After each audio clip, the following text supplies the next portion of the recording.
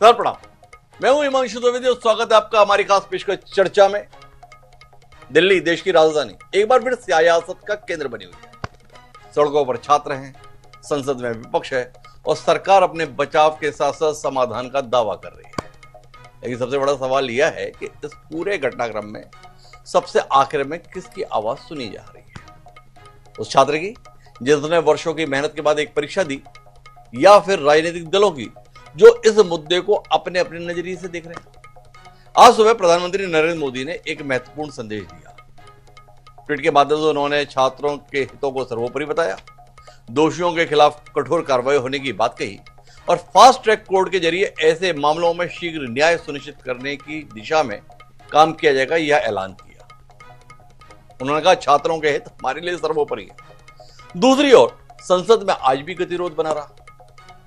सरकार ने चर्चा पर सहमति दे दी परीक्षा लीक के मसले पर, लेकिन विपक्ष अब चर्चा से पहले शिक्षा मंत्री के इस्तीफे पर अड़ गया है। विपक्ष जिन नियमों के तहत चर्चा चाहता था उस पर भी सरकार सहमत हो गई, पर विपक्ष अब इस बात पर अड़ा है कि पहले शिक्षा मंत्री धर्मेंद्र प्रधान का इस्तीफा हो, उसके बाद चर्चा होगी। तो अब केवल पेपर लीक या परीक्षा का सवाल नहीं रह गया। सवाल यह है कि क्या समाधान पहले आएगा या राजनीति पहले होगी? जवाबदेही पहले तय होगी या इस्तीफा पहले तय होगा? इन सबके बीच कुछ घटनाक्रम राजधानी में चल रहे हैं। राजधानी में आज दिल्ली पुलिस कमिश्नर को राष्ट्रीय सुरक्षा कानून के तहत कार्रवाई करने का अधिकार दे दिया गया है। दूसरी तरफ कनॉट प्लेस में शाम 6:30 बजे सारे ऑफिस और रेस्टोरेंट बंद कर दिए जाने के संदर्भ में आदेश जारी किया गया है। अभी जब हम ये खबर आपके बीच में साझा कर रहे हैं, इसी दौरान खबर यह भी आ रही है कि जंतर मंतर इलाके जहां पर कॉकरोच जनता पार्टी के बैनर तले तमाम छात्र प्रदर्शन कर रहे हैं, धरने पर बैठे हुए चल रहा है, उसके 1.5 किलोमीटर के दायरे में इंटरनेट सेवा, मोबाइल सेवा बंद कर दी गई है। दिल्ली के जो मेट्रो स्टेशन है, 17 मेट्रो स्टेशन बंद चल रहे हैं। इन सबके बीच विपक्ष के तमाम सांसद राहुल गांधी के नेतृत्व में गांधी स्मृति वन की ओर रवाना हो गए। राहुल गांधी ने बताया कि जो छात्र इस पेपर लीक के दौरान आत्महत्या कर लिए, उनके प्रति संवेदना, शोक व्यक्त करने के लिए हम वहां जा रहे हैं और हम इन तमाम छात्रों के साथ हैं। तो इन सबके बीच में सवाल यह है कि क्या वाकई केंद्र सरकार असमंजस का शिकार हो गई है और एक बड़े भंवर में फंस गई है? नरेंद्र मोदी 12 साल में किसान आंदोलन के बाद एक बार फिर बड़ी चुनौती का वाकई सामना कर रहे हैं। पार्टी के भीतर से भी कुछ स्वर ऐसे सुनाई देने लगे हैं जिसमें इस आंदोलन से निपटने के तरीकों को लेकर कहीं ना कहीं असहमति का स्वर है। पूर्व मानव संसाधन मंत्री, भारतीय जनता पार्टी के पूर्व राष्ट्रीय अध्यक्ष मुरली मनोहर जोशी का एक ट्वीट बाजार में तैर रहा है। उसकी सत्यता कितनी है कितनी नहीं पता नहीं, लेकिन वह छात्रों के संदर्भ में अपना समर्थन देते हुए जाहिर कर रहे हैं और पुलिस कार्रवाई का विरोध कर रहे हैं। तमाम सिने सितारे भी इन छात्रों के साथ खड़े आने में अपनी सहूलियत महसूस कर रहे हैं। सलमान खान जैसा सितारा समर्थन में ट्वीट कर रहा है। तो कुल मिला के मामला काफी दिलचस्प सा भी हो गया है और चुनौतीपूर्ण भी हो गया है। दिलचस्प इसलिए क्योंकि सड़क पर उतरकर समाधान की कोशिश का तरीका एक बार फिर हम देख रहे हैं, और दूसरी तरफ मामला इस रूप में संजीदा है कि नरेंद्र मोदी के सम्मुख चुनौती है अपनी एक लौह पुरुष की छवि को बनाए रखने की। धर्मेंद्र प्रधान के इस्तीफे पर जिस तरीके से विपक्ष ने अपनी टांग फंसा दी है, क्या उसके बगैर समाधान की कोई गुंजाइश सरकार निकल पाएगी? ये सवाल जहन में। तो हमारा विषय ये है, निशाने पर प्रधान क्या है समाधान?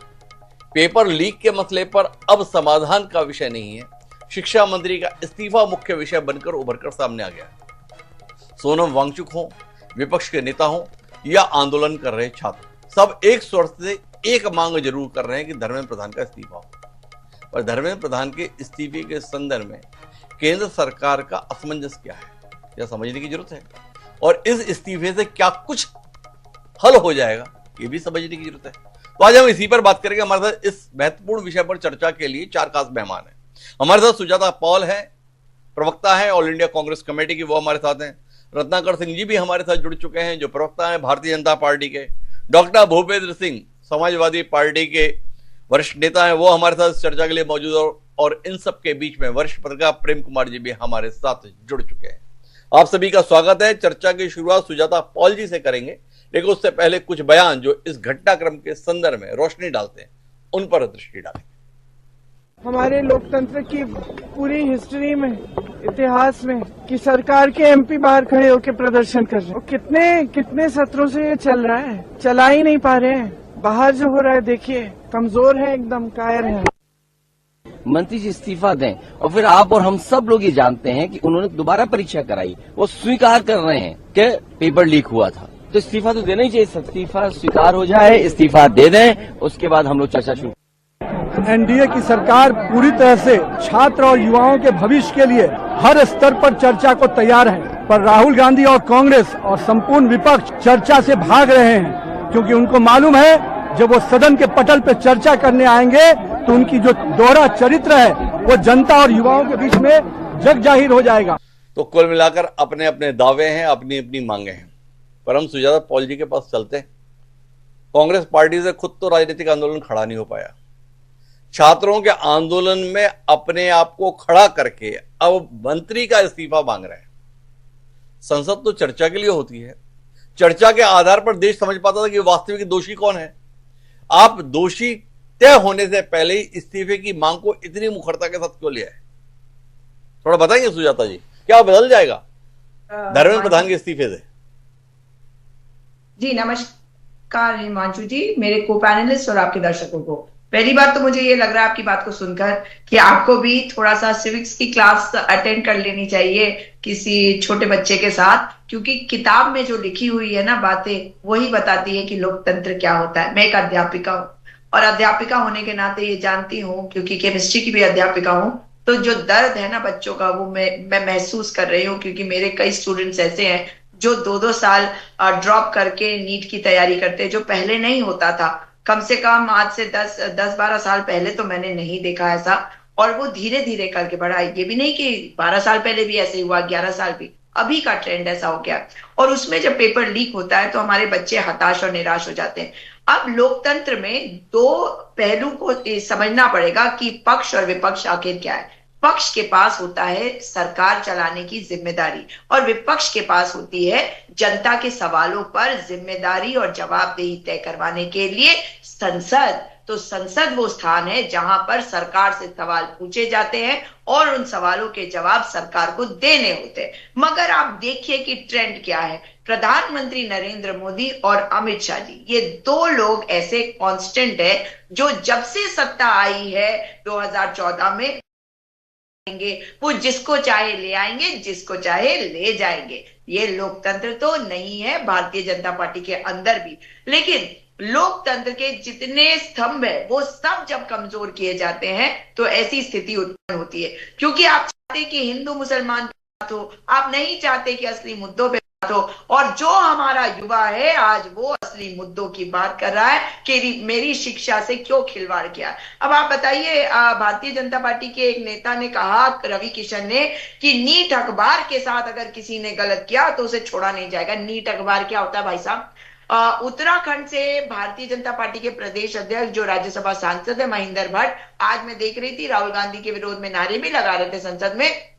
उन्होंने कल एक बड़ा बढ़िया सा बयान दिया, बड़ा मजेदार था। उन्होंने कहा कि नेट पेपर में लोग जो उत्तीर्ण हो गए उनकी काउंसलिंग चल रही है और कांग्रेस पार्टी राजनीतिक अस्थिरता की कोशिश करी। नेट यूजीसी नेट कुछ और होता है, ये नीट यूजी है। वो कंफ्यूज हो गए क्योंकि पता ही नहीं। अब आप ये कितना बड़ा विरोधाभास है कि जिसकी डिग्री का पता नहीं है, हम आज शिक्षा की बात करते हुए उनके बारे में बात करें। ये ऑक्सीमोरॉन कहते हैं अंग्रेजी में इसको। तो एक तो ये दिक्कत होगी। दूसरी तरफ जो बच्चा खड़ा है ना, प्रधानमंत्री नरेंद्र मोदी का सबसे बड़ा डर यही है कि उनके अंदर का डर खत्म हो गया। लेकिन राहुल गांधी जी विपक्ष नेता प्रतिपक्ष है पूरे देश के सभी नेताओं के, और भारतीय जनता पार्टी के भी तो नेता प्रतिपक्ष है वो। इसलिए आज जब वो खड़े हैं तो वो जनता के सवालों को लेकर खड़े हैं। और अगर युवाओं के साथ आप गलत करेंगे तो कौन पूछेगा सवाल?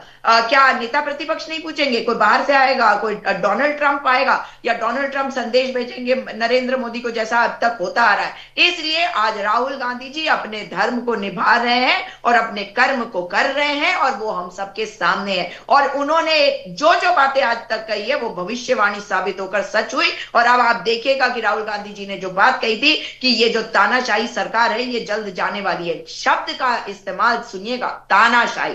तानाशाही लोकतंत्र में नहीं चलती, मगर प्रधानमंत्री नरेंद्र मोदी की पुलिस ने हमारे बच्चों के ऊपर हथियारों का इस्तेमाल किया। तो क्या यह सवाल नहीं उठता है कि धर्मेंद्र प्रधान को बचाने की कोशिश क्यों की जा रही है? क्या यह जरूरी नहीं है कि प्रधानमंत्री नरेंद्र मोदी और अमित शाह गृह मंत्री अपनी कुर्सी से हटे ताकि कोई इन्हीं की पार्टी के लोगों को ले आइए ना, वरना सरकार ही गिर जाएगी। इसलिए अगर विपक्ष को दोष देना है तो उसकी जिम्मेदारी भी आप ही को लेनी होगी कि आप सही निर्णय सही समय पर नहीं ले पा रहे। आपने काफी विस्तार के साथ बोला, लेकिन आपने क्लास ढंग से ली नहीं हमारी। आपने तो बड़े अधिकार के साथ बोला था कि छोटे बच्चों के साथ क्लास लेनी चाहिए। 3 प्रवक्ता साथ में बैठे हुए हैं, पत्रकार बैठे हुए हैं, लगा कि आप कुछ क्लास देगी, दी नहीं आपने। संसद किस लिए होती है भाई? संसद तो चर्चा के लिए होती है। माननीय राहुल गांधी देश के नेता प्रतिपक्ष नहीं है, माफ कीजिएगा। अगर आपने राजनीति शास्त्र पढ़ा है तो हमारी लोकतांत्रिक व्यवस्था के अंदर एक संसद है, उस संसद के अंतर्गत 2 सदन है, उस सदन में से एक सदन के नेता प्रतिपक्ष हैं राहुल गांधी। देश के प्रधानमंत्री हैं नरेंद्र मोदी, पर राहुल गांधी विपक्ष के नेता प्रतिपक्ष भी नहीं है, लोकसभा के नेता प्रतिपक्ष। लोकसभा एक सदन है, विधानसभा भी सदन होता है, उसमें भी नेता प्रतिपक्ष होता है। राज्यसभा है, उसमें मल्लिकार्जुन खड़गे आपकी पार्टी के राष्ट्रीय अध्यक्ष, साथ साथ वह भी प्रतिपक्ष के नेता की भूमिका में उस सदन में है। अभी जानना आपसे केवल इतना है कि हमारे यहां जो लोकतांत्रिक व्यवस्था बनी, जिस संविधान की किताब को लेकर आप लोग सब जगह दिखाई देते हैं, वो चर्चा का स्थान है। नीट परीक्षा के संदर्भ में हो, सरकार की कार्यप्रणाली के संदर्भ में हो, सरकार की नीतियों के संदर्भ में हो, इसके संदर्भ में संवाद की जगह तो संसद है ना। आपने ही मांग की, आपकी पार्टी ने, विपक्ष के नेताओं ने मांग की कि संसद में चर्चा होनी चाहिए, इसके तहत नियम बताए। लोकसभा में आपने चाहा कि स्थगन के तहत चर्चा हो, राज्यसभा में आपने चाहा कि 267 के तहत चर्चा हो। सरकार उन पर भी तैयार हो गई। अब आप मांग कर रहे हैं कि पहले इस्तीफा हो फिर चर्चा हो। तो आपसे जानना यह है कि चर्चा के माध्यम से सरकार की खामियों को देश के सम्मुख रखने के स्थान पर इस्तीफे की जिद के साथ में आपकी पार्टी क्यों खड़ी है? इसके संदर्भ में थोड़ा उत्तर देंगी? देखिए, हम देश के युवाओं के साथ खड़े रहेंगे क्योंकि ये देश हमारे पास उनकी अमानत है। ये कोई हम इस देश के ओनर नहीं है, हम केवल उस अमानत को अपने भावी जो नेता है, भावी डॉक्टर है, भावी इंजीनियर है, भावी जो नागरिक है, उनके लिए संभाल के, ताकि व्यवस्थाएं उनके लिए ठीक हो और वो देश आगे चल सके। ना आप रहेंगे भाई साहब, ना मैं रहूंगी, ना यहाँ पैनलिस्ट में जो लोग हैं वो रहेंगे। ये युवा है जो देश को आगे ले जाएगा। ये बहुत बड़ी लड़ाई होती है अगर देश की व्यवस्था गड़बड़ कर दे आप। और संसद का आपने बिल्कुल सही कहा, वहां पे तो बहस होनी चाहिए, मगर वहां पर मुझे बताइए कि विरोध करने के लिए सत्ता पक्ष अगर खड़ा हो जाए, जो इतिहास में कभी नहीं हुआ, जो आजादी के बाद नहीं हुआ, जो शायद किसी देश के पार्लियामेंट में नहीं हुआ, वो तो प्रधानमंत्री नरेंद्र मोदी के कहने पर कर तो रहे हैं। वो तो सत्ता में होने के बावजूद भारतीय जनता पार्टी के कार्यकर्ता कांग्रेसी कार्यालयों पर हमला बोलने की बातें कर रहे हैं। तो ये तो गोडसेवादी हैं। ये क्या मानेंगे कि संसद में क्या होता है? संसद की आप बात कर रहे हैं, और मैं सबसे पहले साफ कर दूं, नेता प्रतिपक्ष लोकसभा का मतलब है कि चुना हुआ नेता प्रतिपक्ष, वो सबका नेता प्रतिपक्ष है, वो भाजपाइयों का भी नेता प्रतिपक्ष है। जैसे प्रधानमंत्री सबके नेता प्रधानमंत्री होते हैं। अगर प्रधानमंत्री को आप मानते हैं कि वो केवल भाजपाइयों का प्रधानमंत्री है, तब कहिएगा कि नेता प्रतिपक्ष। अब क्या बताएं सुजाता जी, थोड़ा आपको वाकई राजनीति की क्लास लेने की जरूरत है। लोकसभा में सत्ता पक्ष का नेता देश का प्रधानमंत्री होना जरूरी नहीं होता।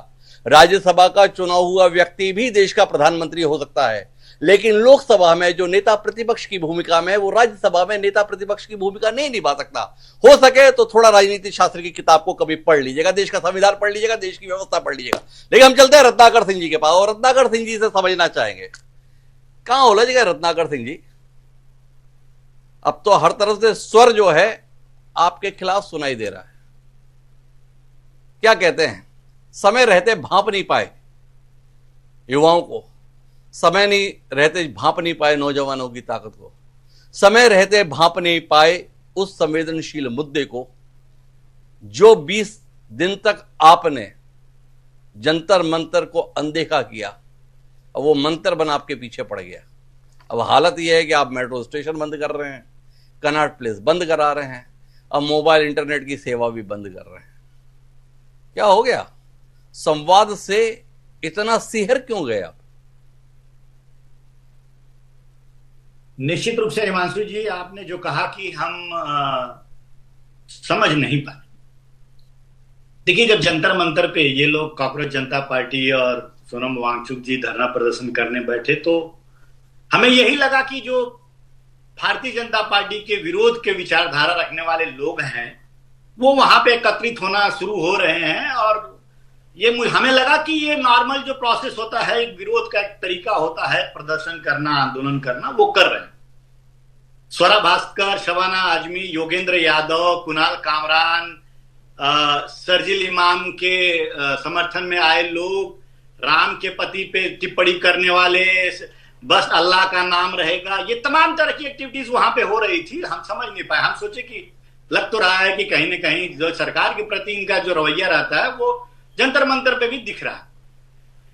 लेकिन निश्चित रूप से कुछ दिनों के बाद एक रास्ता खुला और हम छात्रों से हमने संवाद भी किया, और हमने देखा कि जब सदन जो है चलने नहीं दिया जा रहा है और जब जनता जो जिसको चुन के लाई है वहां पे हम लोग संवाद नहीं कर पा रहे हैं, तो निश्चित रूप से अगर इनकी मांग है, राहुल गांधी जो आकर के पीएम आवास, जो हाई सिक्योरिटी जोन होता है जहां पे आज तक कोई लीडर ऑफ अपोजिशन नहीं गया प्रदर्शन करने के लिए, क्योंकि एक लोकतांत्रिक गरिमा होती है, एक लोकतांत्रिक मर्यादा होती है, वहां पे भी गए वो, और उनको भी वहां पे हमारे केंद्रीय मंत्री मिले और उन्होंने कहा कि आपको क्या चाहिए।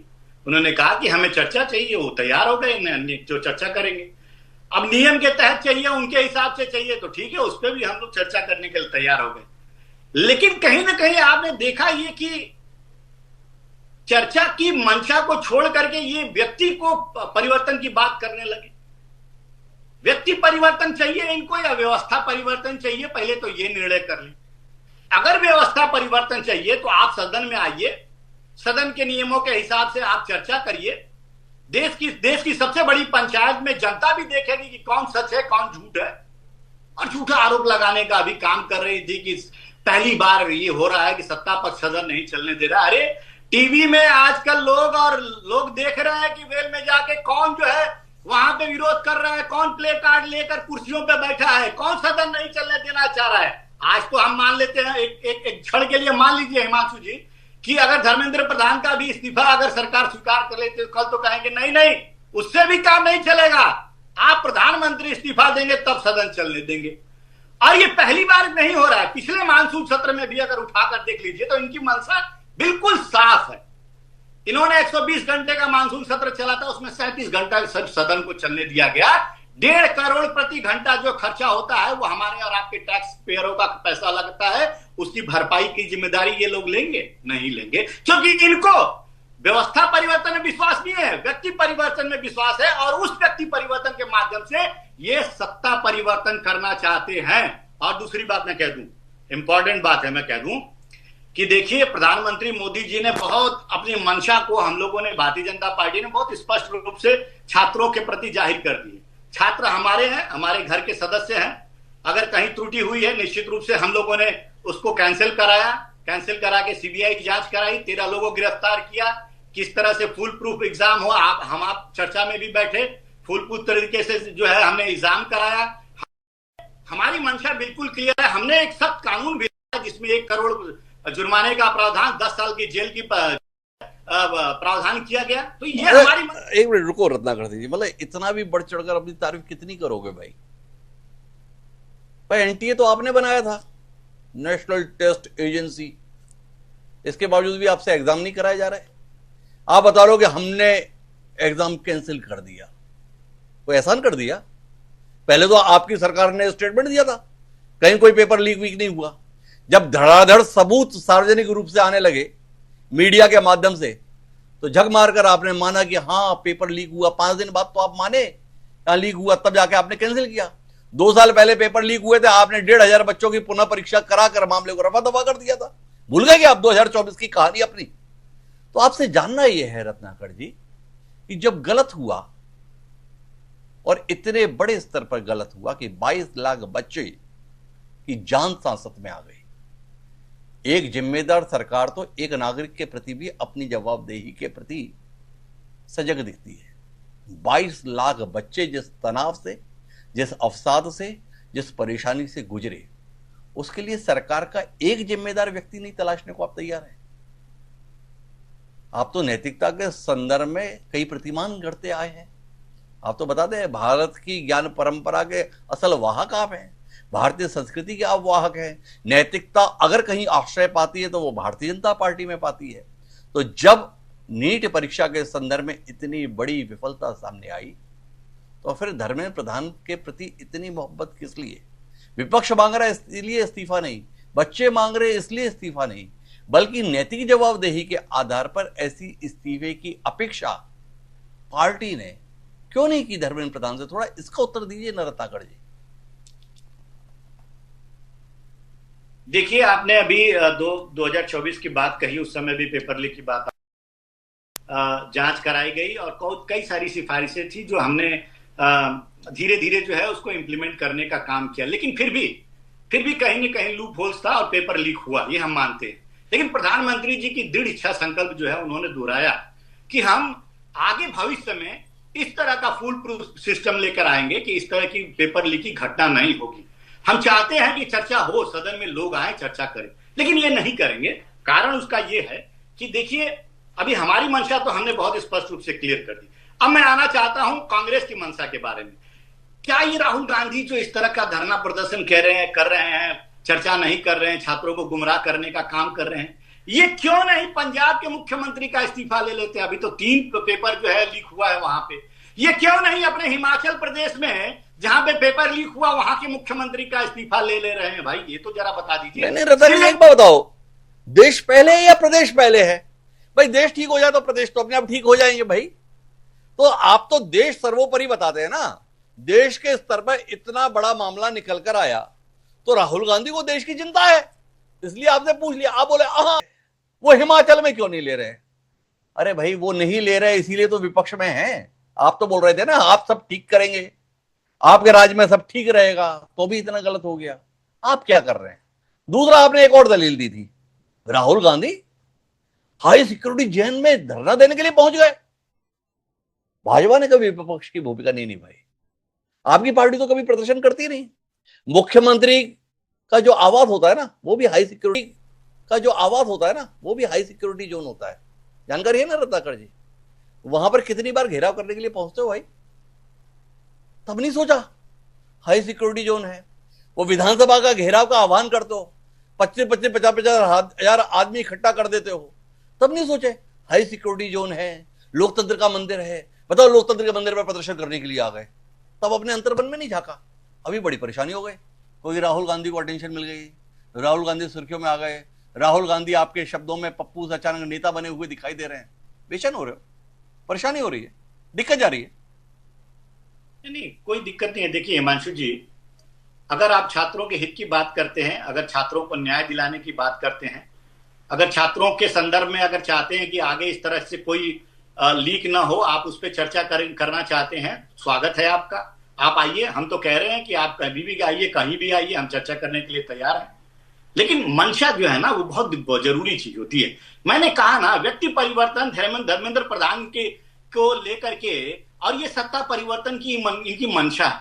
आप बताइए ना, ये अभी इतना सुजाता जी इतना कह, सुजाता में इन्हीं जो नेता है सचिन पायलट, जब वहां पे राजस्थान में 15 लीक हुए थे, कई बार उन्होंने धरना प्रदर्शन किया। गहलोत जी का क्यों नहीं इस्तीफा ले लिया? भाई आप जो है एथिक्स की बात कर रही हैं, आप इनको क्यों नहीं लिया? दूसरी बात इन्होंने, अरे भाई रत्नाकर जी, आपकी दलील से मैं अचंभे में हूं। इन्होंने इस्तीफा क्यों नहीं ले लिया? भाई नहीं लिए तो हालत क्या हुई? सत्ता से बेदखल हो गए ना, सत्ता से बाहर हो गए, तो क्या मंशा है आपकी? अब सत्ता में रहने का मन नहीं रहा, मन भर गया 12 साल में। देखिए, 2 चीजें हैं। मैं आपके प्रश्नों का जवाब दे दिया, जरा मैं सुजाता जी के प्रश्नों का जवाब देना चाहता हूं। एक 10-20 सेकंड और दीजिएगा मुझे। देखिए, इन्होंने कहा कि देश का मालिक थोड़ी है कोई, देश का कोई मालिक नहीं है, आप तो केयर टेकर है ना, आप तो देख रेख के लिए रखे गए हैं। इन्होंने अभी कहा भाई ये बात आप शब्द कहने से पहले जरा सुजाता जी आप वो इमरजेंसी के दिन वाला याद कर लेती। इंदिरा गांधी के समय में इंदिरा गांधी ने देश के लोगों को जेल में ठूसने का काम किया, संविधान को खत्म करने का काम किया, संविधान को तार तार करने का काम किया। देखो रत्नाकर जी, आप क्या है बहुत ही ज्यादा भ्रमित करने की कोशिश कर रहे हो। वर्तमान पे बात कर रहे हैं, बोले इमरजेंसी पे पहुंच गए। भाई राहुल गांधी तो बोल चुके हैं इमरजेंसी गलत थी। आपने बोला क्या कि हमारा निर्णय गलत है? राहुल गांधी तो बोल रहे हैं ना भाई। आज राहुल गांधी कई बार कह चुके हैं इमरजेंसी का निर्णय सही नहीं था। और दूसरा जो आप बार बार बोल रहे हो ना, संविधान को तार तार करने का काम किया। तथ्य ध्यान में रखिए, इमरजेंसी का प्रावधान संविधान में ही था। संविधान के प्रावधान के तहत ही इमरजेंसी लगी थी। उस प्रावधान का इस्तेमाल सही हुआ गलत हुआ इस पर बहस हो सकती है, पर वो संविधान से परे जाकर काम नहीं हुआ था। संविधान में था आपातकाल का प्रावधान, उसी के तहत हुआ था। लेकिन उत्तर नहीं आए। मुझे अब जाना है डॉक्टर भूपेंद्र सिंह जी के पास, लेकिन सुजाता जी बीच में कुछ हस्तक्षेप करना चाह रही थी, तो संक्षिप्त में उनका हस्तक्षेप लेते हैं और डॉक्टर भूपेंद्र सिंह जी के पास चलते हैं। देखिए साफ है कि सवालों के जवाब इनके पास नहीं है। 20 बच्चों की मतलब आत्महत्या के बाद अगर भारतीय जनता पार्टी आज अपने बच्चों के साथ खड़े होकर बच्चों के लिए सवाल नहीं पूछ सकती और जो भी सवाल पूछे बच्चों के लिए उनके साथ नहीं खड़ी हो सकती है, तो ये देश का विरोध है। मैं ये सिंपल सी बात कहूंगी। आप जाइए, इधर जाइए, उधर जाइए, उस राज्य में जो हो चुका उसके बारे में जाइए, लेकिन आपको याद करा देती हूँ भारतीय जनता पार्टी के बनाए हुए प्रधानमंत्री नरेंद्र मोदी के खासम खास उत्तराखंड के मुख्यमंत्री पुष्कर सिंह धामी है, जहां 2022 में देश का सबसे बड़ा रिक्रूटमेंट स्कैम आया बाहर। सड़कें जाम हो गई, बच्चों के ऊपर 302 के मुकदमे कर दिए गए, तब भी हम उनके साथ खड़े हुए। मगर सच्चाई तो यह है कि आप इधर उधर जाएंगे तो आप सवालों के जवाब नहीं देंगे। पार्लियामेंट की बात कर रहे हैं तो पार्लियामेंट में अगर बात करी जा रही थी, शुरू में हमने कहा कि चर्चा हो जाए, तो तब चर्चा के लिए क्या कहा था ओम बिरला जी ने? उन्होंने कहा कि मुझे सरकार से पूछना होगा, यानी कि वो अपने बल पे कोई निर्णय नहीं ले सकते। ये लोकतंत्र नहीं है। जो संविधान ने उन्हें अधिकार दिए लोकसभा के स्पीकर को, उसका इस्तेमाल वो नहीं कर रहे हैं। इससे इधर उधर की बात ना कर, ये बता कि काफिला क्यों लूटा, ये कहना है सुजाता जी का। लेकिन मैं डॉक्टर अखिलेश यादव जी भी पलट गए। कल वो लोकसभा में बोल रहे थे जब चाहेंगे तब इस्तीफा ले लेंगे, आज बोल रहे पहले इस्तीफा हो तब चर्चा करेंगे। ये 24 घंटे में क्या हो गया? चर्चा की मांग करने वाले अखिलेश यादव भी अब इस्तीफे पर आ गए। अचानक इस्तीफा इतना महत्वपूर्ण क्यों हो गया? आपको उम्मीद नहीं थी कि सरकार चर्चा के लिए तैयार होगी? सरकार चर्चा के लिए तैयार हो गई तो आपको लगता है आपके पुराने इतिहास के पन्ने पलट देगी भाजपा, इसलिए अब आप चर्चा नहीं चाहते? देखिए बात इसकी नहीं है कि बात इसकी नहीं है कि चर्चा भारतीय जनता पार्टी चाहती है। चर्चा पे भारतीय जनता पार्टी कब आई है?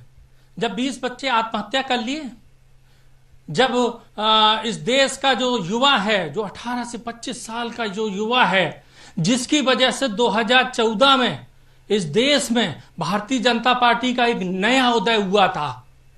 इस देश के युवा को भारतीय जनता पार्टी ने इतने सपने दिखाए थे, बेहतर शिक्षा के सपने दिखाए थे, बेहतर रोजगार के सपने दिखाए थे और देशभक्ति के सपने दिखाए थे।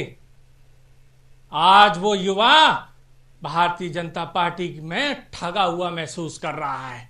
न तो भारतीय जनता पार्टी ने शिक्षा पे बात की, न भारतीय जनता पार्टी ने रोजगार पे बात की, न भारतीय जनता पार्टी ने युवाओं के सपनों का कोई ध्यान रखा। जब भी बात की, अपने मन की बात की, केवल अपने मन की बात की। युवाओं की कभी भी भारतीय जनता पार्टी ने कोई भी ध्यान नहीं रखा। ये वही युवा है जो भारतीय जनता पार्टी को प्रचंड बहुमत में इस देश में लेके आया था, और आज यही वो युवा है जो भारतीय जनता पार्टी के खिलाफ, उनकी नीतियों के खिलाफ ताल ठोक कर खड़ा हुआ है। और आने वाले समय में यही वो युवा है जो भारतीय जनता पार्टी को इस गद्दी से फेंकने का काम करेगा। जब आपको लगा कि गद्दी सरक रही है, तब आप चर्चा पे तैयार हो गए। अरे किस चीज की चर्चा करेंगे? क्यों धर्मेंद्र प्रधान को बचाया जा रहा है? इसलिए बचाया जा रहा है कि इस भारतीय जनता पार्टी में एक धर्मेंद्र प्रधान नहीं है। ये यहां दाल में काला नहीं है, ये पूरी दाल काली है। ये राम के नाम पे आने वाले लोग हैं, ये राम को लूट लेते हैं, ये जनता है। जब भगवान श्री राम को नहीं छोड़ रहे हैं तो ये जनता को क्या छोड़ेंगे? ये इस देश का युवा समझ चुका है। वो तो ठीक है भूपेंद्र सिंह जी, पर आप तो बिल्कुल जनसभा को संबोधित कर दिया हमारे कार्यक्रम में, पर आपने हमारे सवाल का उत्तर नहीं दिया कि कल तक अखिलेश यादव चर्चा की मांग कर रहे थे, और जब आज सरकार चर्चा के लिए तैयार है और जिस नियम में कहो उसके तहत तैयार है, तो आपके नेताजी चर्चा छोड़ इस्तीफा क्यों करने लगे? आप बता ही नहीं रहे कि धर्मेंद्र प्रधान का इस्तीफा क्यों नहीं।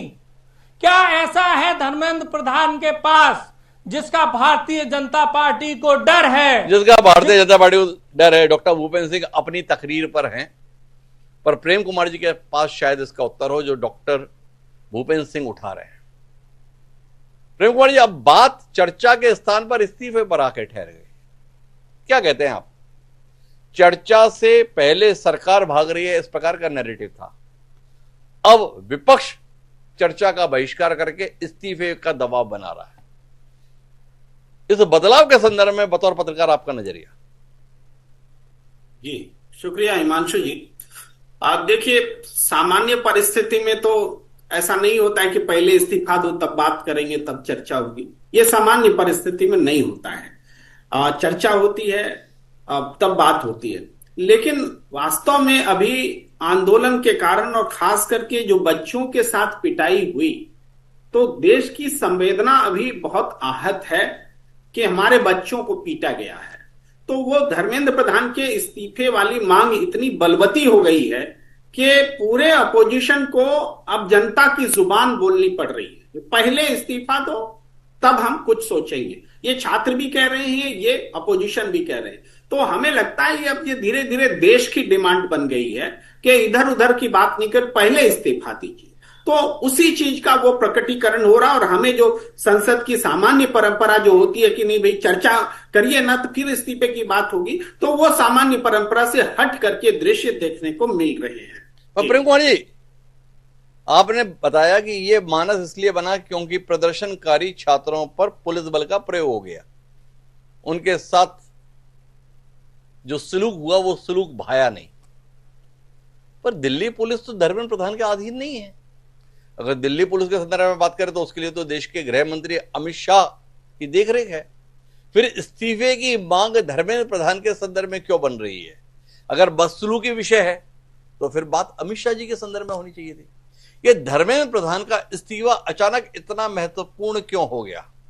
और चर्चा के संदर्भ में विपक्ष बचने की कोशिश क्यों कर रहा है? क्या भारतीय जनता पार्टी की तैयारी, भारतीय जनता पार्टी जिस तरह से हमलावर है, अभी भी रत्नाकर सिंह जी हवाला दे रहे थे, वो राजस्थान में ऐसा हुआ, वो हिमाचल में ऐसा हुआ, वो बाकी जगह ऐसा हुआ, तो क्या विपक्ष उन पन्नों को पलटना नहीं चाहता? क्योंकि अगर इस विषय पर चर्चा होगी तो हर संदर्भ में चर्चा होगी। तो इसलिए बेहतर यह है कि मुद्दे को जिंदा रखा जाए, मुद्दे को सड़क पर ही लड़ा जाए, क्योंकि संसद में संवाद के माध्यम से अगर बात निकलेगी तो कपड़े केवल सामने वाले के नहीं अपने भी उतर जाएंगे। जी देखिए हिमांशु जी, ये डॉक्टर धर्मेंद्र प्रधान की जो होते हुए प्रदर्शन भी हुआ तो इसी डिमांड के साथ हुआ। तो अब चूंकि डॉक्टर धर्मेंद्र प्रधान को बचाया जा रहा है, अब धर्मेंद्र प्रधान को बचाया जा रहा है, इसके बदले बच्चों को पीटा जा रहा है, और ये सब मिला के ठीक है गृह मंत्रालय का प्रश्न होता है, लेकिन ये सीधे सरकार पर प्रश्न जाकर के बैठ गया है क्योंकि अमित शाह तो इस्तीफा लेंगे नहीं धर्मेंद्र प्रधान का, वो तो नरेंद्र मोदी लेंगे, मोदी सरकार लेंगी, प्रधानमंत्री लेंगे। तो धर्मेंद्र प्रधान का इस्तीफा एक टोकन बन गया है आंदोलन का कि ये जो है इस्तीफा होना चाहिए। लेकिन और न तो ये सिर्फ नीट का सवाल है, ये भी इसको भी क्लियर करना जी। नीट और रीनीट तो हो चुके, रीनीट में भी खामियां आई हैं, रिजल्ट्स बदले गए हैं, बहुत सारे उदाहरण आए हैं। तो कुल मिलाकर के जो रीनीट्स में सेलेक्टिव नहीं हुए 19-20 लाख लोग, उनको भी लगा कि हमारे साथ भी तो ऐसा नहीं हुआ, हमारा भी नंबर तो कम नहीं हो गया। तो देखिएगा रीनीट एग्जाम होने के बाद में ये आंदोलन और तेज पकड़ा, उसमें राहुल गांधी। लेकिन मैं प्रेम कुमार जी थोड़ा आपसे एक और पहलू पर दृष्टि चाहूंगा कि आपको नहीं लगता है कि धर्मेंद्र प्रधान का या तो विभाग बदल जाता या हो सकता है मंत्रिमंडल से विदाई भी हो जाती। ये कॉकरोच जनता पार्टी जो नवगठित पार्टी है, नई नई उदय हुई, इसने धर्मेंद्र प्रधान के इस्तीफे को विषय बनाने की कोशिश की और नरेंद्र मोदी के लिए अब अपनी छवि बचाने की चुनौती है। दबाव में आके नरेंद्र मोदी फैसला लेते हैं, यह कहीं धारणा ना बन जाए तो फिर जाकर उस मजबूत छवि का क्या होगा। क्या आप नहीं मानते कि इस दबाव ने धर्मेंद्र प्रधान की हिलती हुई कुर्सी को थोड़ी मजबूती प्रदान कर दी? सरकार के लिए प्रतिष्ठा का विषय हो गया है धर्मेंद्र प्रधान का इस्तीफा। धर्मेंद्र प्रधान का इस्तीफा होना अब केवल एक व्यक्ति का इस्तीफा नहीं बल्कि सरकार की इज्जत का इस्तीफा है। क्या कहते हो प्रेम कुमार जी, परिदृश्य नहीं बन गया है? देखिए, आज नरेंद्र मोदी जी ने अपना बयान भी दिया है और उसमें फास्ट ट्रैक कोर्ट पर इसमें इन मामलों की जांच की बात भी कही है जी। तो ये बात आज वो कह रहे हैं, ये भी तो दबाव में ही लगता है ना, आंदोलन का ही दबाव है कि आज वो कह रहे हैं कि फास्ट ट्रैक कोर्ट में होगा, तो दबाव तो सरकार पर पड़ रहा है जी। लेकिन हम ये देख रहे हैं कि धर्मेंद्र प्रधान का इस्तीफा जो है अकाउंटेबिलिटी से जुड़ गया। आप किसी से भी बात कीजिए, अब अकाउंटेबिलिटी ऐसा शब्द है जो थोड़ा समझाना पड़ता है लोगों को, लेकिन आज स्टूडेंट्स लोगों को समझाना नहीं पड़ रहा, उल्टा वो सबसे पहले अकाउंटेबिलिटी वर्ड ही बोल रहे हैं, यानी जवाबदेही तय होगी। तो ये इस्तीफा जो है जवाबदेही से जुड़ गया है। जवाबदेही कौन लेगा और कैसे लेगा, तो सबसे पहले तो इस्तीफा ही आता है अकाउंटेबिलिटी के लिए। उसके लिए शिक्षा मंत्री का इस्तीफा ही चाहिए। तो कुल मिला के जवाबदेही तो तय हो। इतनी बड़ी घटना के संदर्भ में, इतनी बड़ी गलती के संदर्भ में क्या एक जिम्मेदार व्यक्ति को जवाबदेह नहीं ठहराया जाएगा? ये प्रेम कुमार जी का कहना है। पर मैं सुजाता पॉल जी आपके पास वापस लौटता हूं। प्रधानमंत्री जी आज इस मुद्दे पर अपनी चुप्पी तोड़े, फास्ट ट्रैक कोर्ट के गठन और उसके माध्यम से दोषियों को त्वरित सजा दिलाने का उन्होंने ऐलान किया। क्या कहते हो आप इस कोशिश के संदर्भ में, इस ऐलान के संदर्भ में, इसकी संजीदगी के संदर्भ में? फास्ट ट्रैक कोर्ट आप अब कह रहे हैं ना, एफआईआर दर्ज हो गई, 13 लोग अरेस्ट हो गए, हो सकता है और लोग भी अरेस्ट होंगे जैसे जैसे ये मैटर जो है इन्वेस्टिगेशन इसकी पूरी होगी, चार्जशीट जमा होगी। लेकिन आप मुझे बताइए कि आप फास्ट ट्रैक कोर्ट्स बनाएंगे, ये किसके लिए बनाएंगे?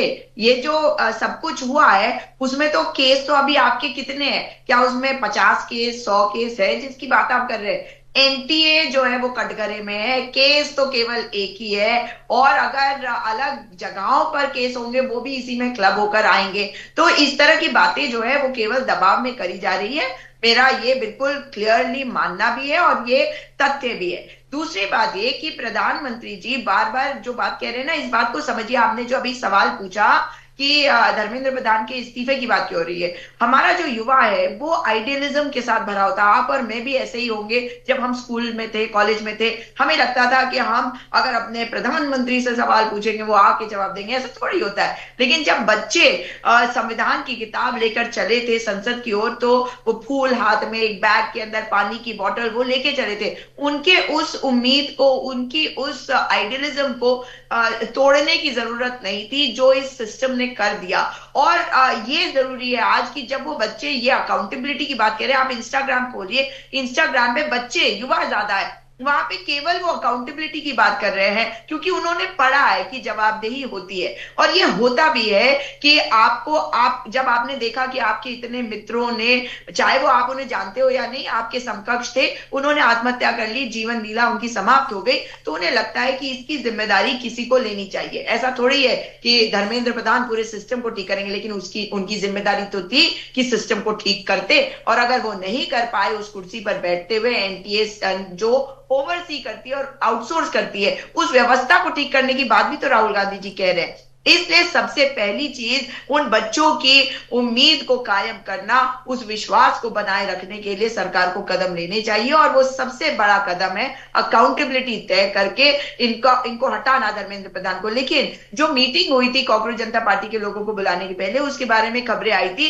कि सरकार के मंत्री ये कह रहे हैं ये ऑप्टिक्स खराब जा रहा है। अब ऑप्टिक्स की बातें करना बंद कर दे, ये रील की दुनिया नहीं, ये रियल की दुनिया है। हमारा युवा आज सड़क पे है और उन्होंने कहा कि हम किसी के दबाव में किसी मंत्री का इस्तीफा नहीं लेंगे। अरे आपने तो वही किया था जब आपने कहा था कि किसी के दबाव में नहीं, लेकिन हम तो एक फेल्ड विधायक जो उत्तराखंड का है उसको जबरदस्ती करके मुख्यमंत्री बनाएंगे। जब आपने कहा था कि नहीं मेरी मर्जी है कि मैं कौन सा व्यक्ति को मुख्यमंत्री मणिपुर का बदल के बनाऊंगा या महाराष्ट्र में किसको मुझे बनाना है, सरकार को तोड़ो, पार्टी को तोड़ो, तो इस तरह से लोकतंत्र नहीं चलता। आपकी पार्टी में चलता होगा, लेकिन जब बच्चे कोई बात कह रहे हैं उसी बात को आज पूरा विपक्ष भी कह रहा है। ये हमारी जिम्मेदारी, हम इस देश की विपक्षी पार्टी है तो हमारा तो काम है जनता की बात को सरकार को कहे। इसलिए मुझे लगता है कि जवाब हम जनता की अपेक्षा के साथ खड़े हैं। सुजाता पॉल जी का कहना है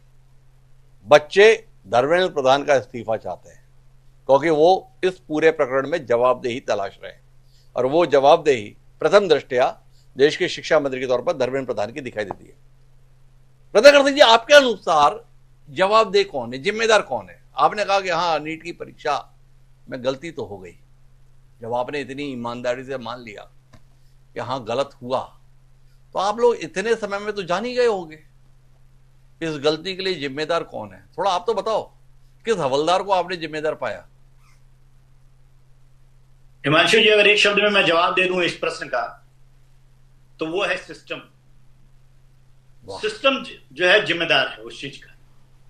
आपने देखा कि जिस तरह से सारी चीजें, जो 13 लोग गिरफ्तार हुए उसमें बहुत सारे लोग वो हैं जो खुद पेपर वहां पे सेट कर रहे थे और सेट करने वाले जो है वही उन्होंने ही पेपर लीक किया। तो जब शिक्षक ही इस तरह का कृत्य करने लगे तो सुजाता पॉल जी तो अच्छा अनुभव लेके कह सकती हैं कि हाँ भाई शिक्षकों को ये गलत काम नहीं करना चाहिए। नहीं रुकिए रत्नाकर जी, आपने तो बड़े दार्शनिक अंदाज में कहा, पर हम तो बात व्यवहारिक अंदाज में ही करेंगे।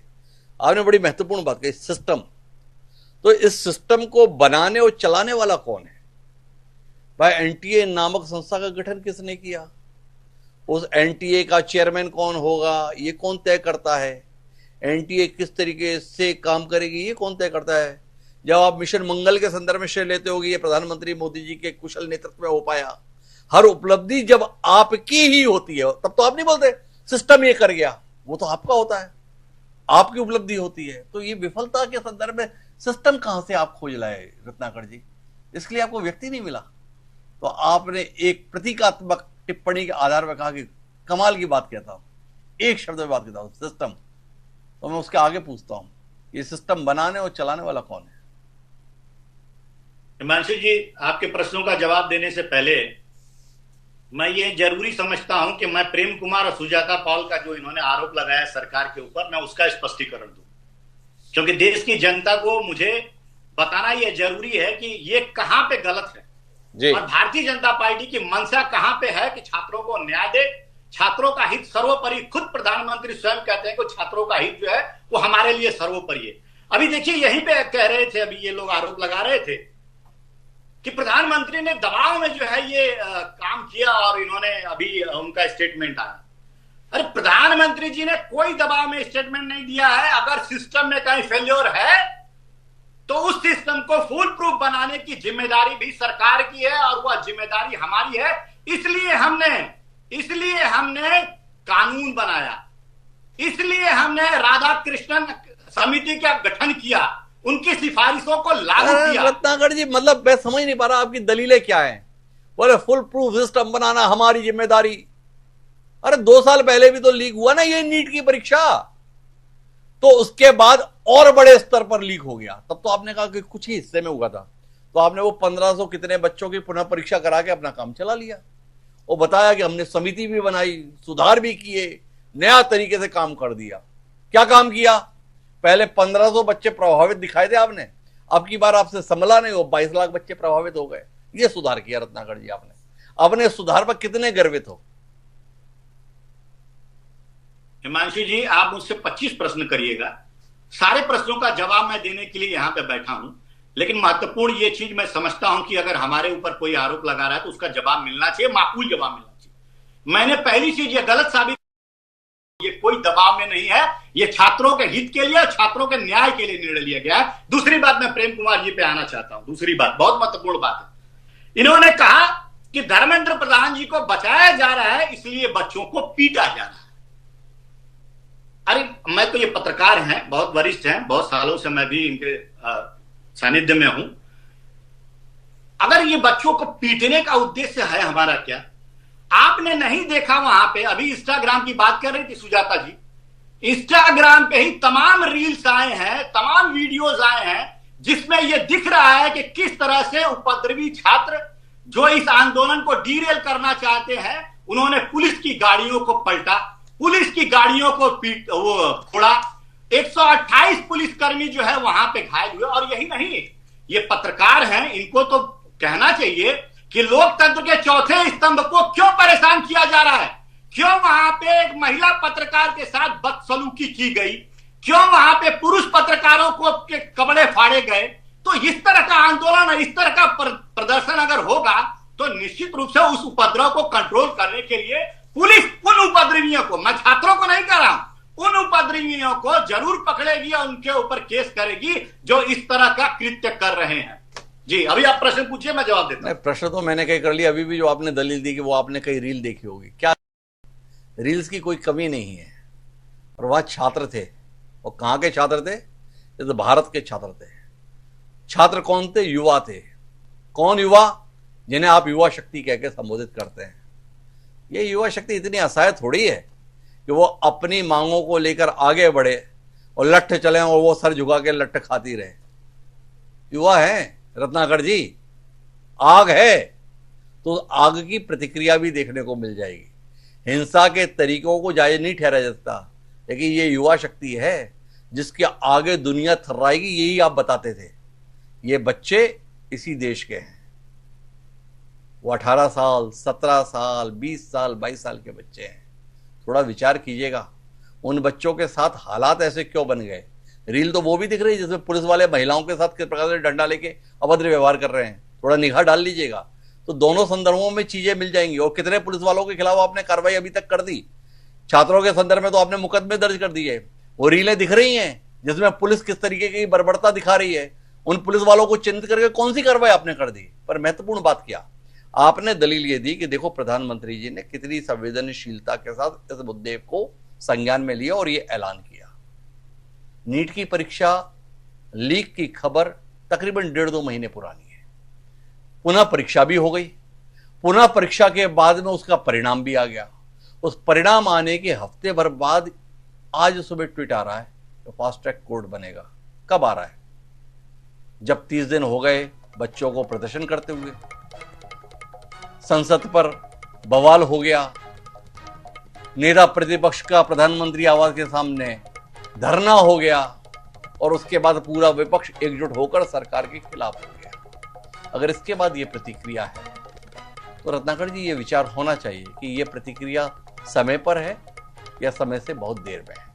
महत्वपूर्ण बात इतनी है कि सड़क पर इस लड़ाई के चलते संसद गैर जरूरी महसूस हो रही है, जबकि एक स्वस्थ लोकतंत्र में संवाद और समाधान के संदर्भ में परिकल्पना यही है कि वह संसद से निकलेगा। तो क्या देश के जिम्मेदार राजनीतिक दल एक आंदोलन के सारे समाधान की कोशिश करेंगे या संसद में संवाद के माध्यम से भी समाधान की दिशा में प्रयत्न करते हुए दिखाई देंगे?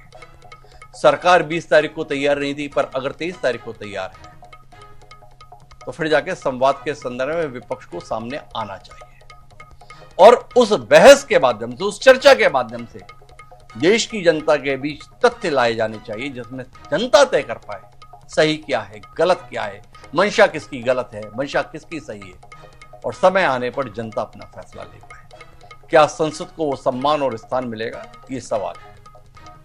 हमें इसका इंतजार रहेगा। आप सभी मेहमानों का बहुत बहुत धन्यवाद हमारे साथ इस चर्चा का हिस्सा बनने के लिए। आज के इस कार्यक्रम में इतना ही। दीजिए मुझे इजाजत।